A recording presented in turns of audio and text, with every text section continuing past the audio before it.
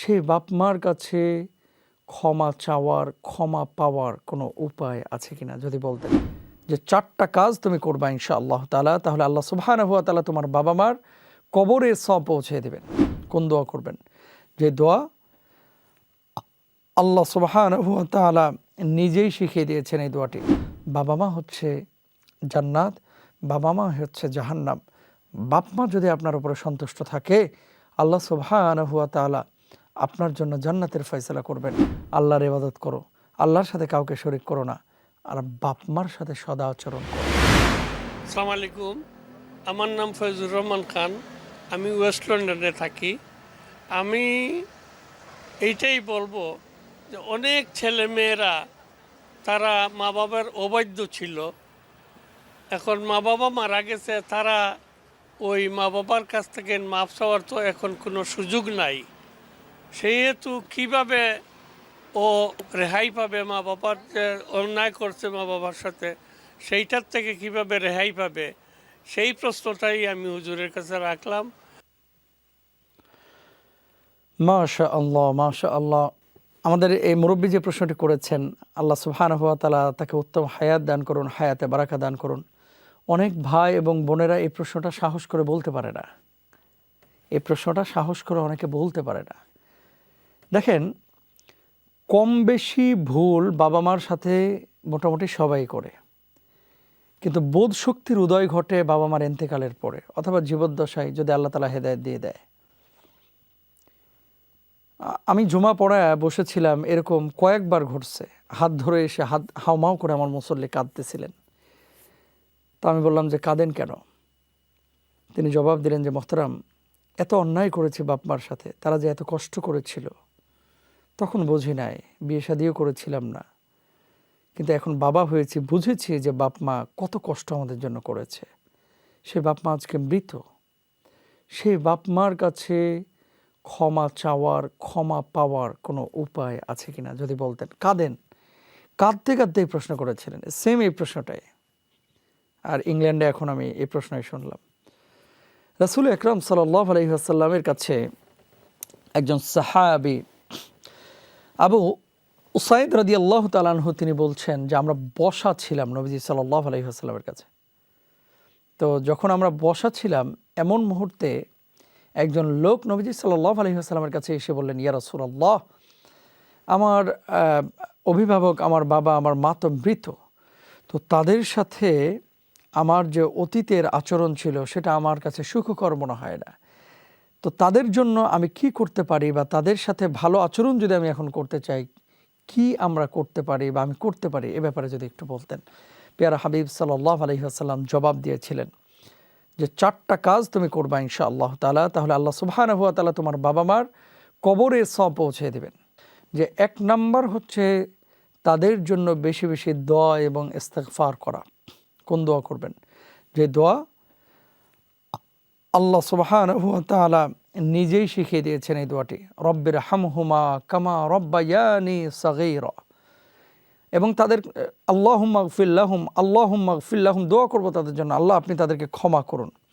২ নম্বর হচ্ছে তাদের কৃত ওয়াদা যদি থেকে থাকে, তাহলে সেই ওয়াদা পূর্ণ করা। অঙ্গীকার করে থাকে অনেক সময় যে মসজিদে এত টাকা দেবো, মাদ্রাসায় এত টাকা দেবো।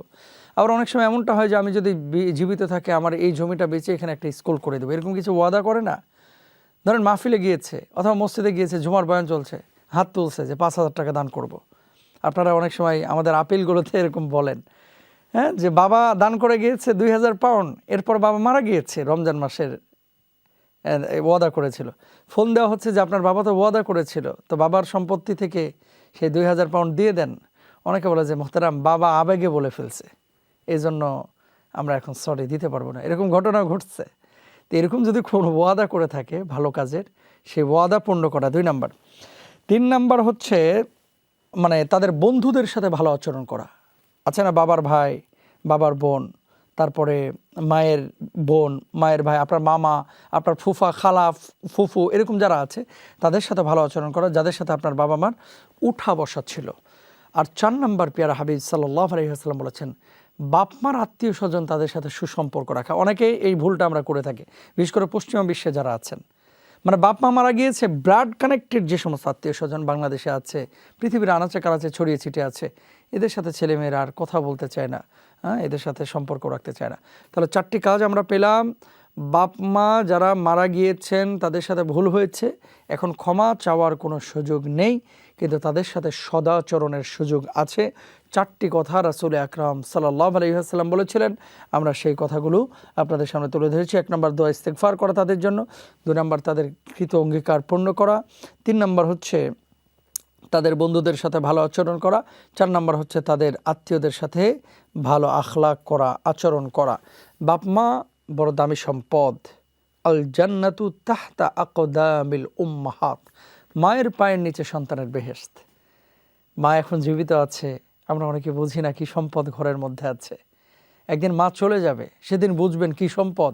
আজকে অনেকে দেখেন না যে মা বাংলাদেশে আছে, ইউকেতে, এখানে আপনি পড়তে এসেছেন অথবা নতুন এসেছেন অথবা 3 বছর 4 বছর হয়েছেন, আলহামদুলিল্লাহ, ফোন যখন আপনার কাছে করে, এই যে মা মা শব্দটা যখন দেখেন হৃদয়ে একটা আনন্দ ফিল হয়, তাই না? আর যেদিন মায়ের ফোনটা আসবে না সেদিন বুঝবেন যে আসলে কি যেন হারিয়ে ফেলেছেন আপনি। এটা হয় যে বাপ মা আমাদের জন্য আল্লাহর পক্ষ থেকে নিয়ামা। যখন বাবা মা জীবিত থাকে আমরা অনেক সময় বুঝি না। এক সময় ওই যে আজকে মায়ের ফোন আসছে, দেখছি যে মা লেখা মোবাইলের মধ্যে ভেসে উঠছে, আল্লাহু আকবার। এক সময় মা থাকবে না, মায়ের ফোন আর আসবে না, সেদিন বোঝা যাবে যে মা কত দামি জিনিস ছিলেন, কত দামি সত্তার নাম। বাবা, বাবার দারাজ কণ্ঠে, ভরাট কণ্ঠের, হ্যাঁ, নাম ধরে আমাকে আর যখন ডাকবে না, তখন বোঝা যাবে বাবা কি সম্পদ ছিল আমাদের। আল্লাহু আকবার। আল্লাহ সুবহানাহু ওয়া তাআলা এজন্যই তো স্পষ্টভাবে কোরআনুল কারীমের মধ্যে বলেছেন, ওয়াসাইনাল ইনসানা বিওয়ালিদাই হামালাতহু উম্মুহু ওয়াহনান আলা ওয়াহনিন ওয়া ফিসালুহু ফি আমাইন। আহা, যন্ত্রণার পরে যন্ত্রণা, কষ্টের পরে কষ্ট সহ্য করেছে বাবা।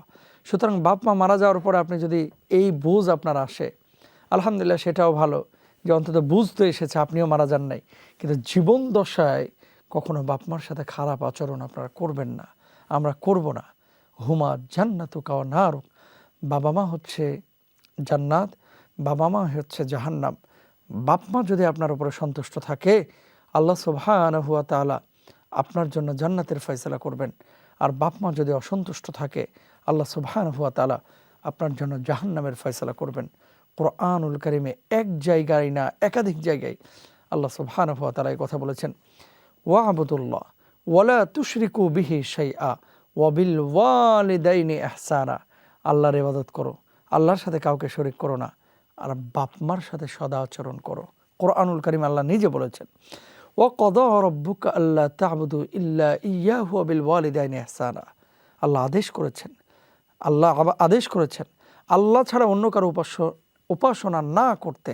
আল্লাহ আদেশ করেছেন বাপ মার সাথে সদা আচরণ করতে।